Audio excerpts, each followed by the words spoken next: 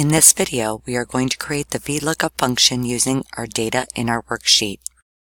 We would like to know in any week and see how many hours our employee has worked. Let's start by using the VLOOKUP function.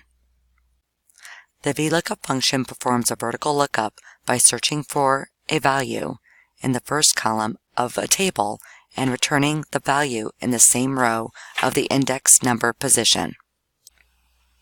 Our goal is only to use I5 as our lookup value.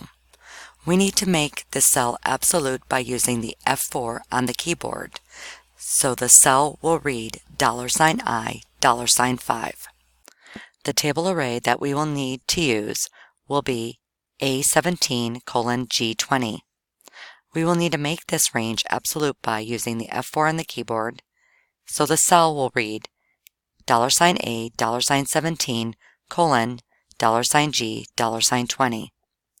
It is a good practice to always make your table array absolute, so the function only refers back to these cells. The call index num is the trickiest part of the function. We all tend to want to write which column we need for this function. What we need is the column number.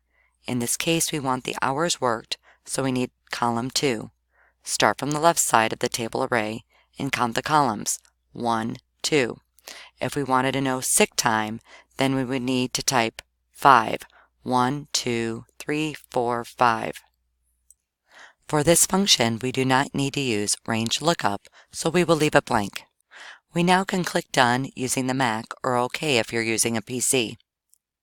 Notice in cell I6 we have 28 hours worked. This matches cell B17. If we changed our lookup value to week 2, we would show 40 hours. Thank you for watching how to create a VLOOKUP function.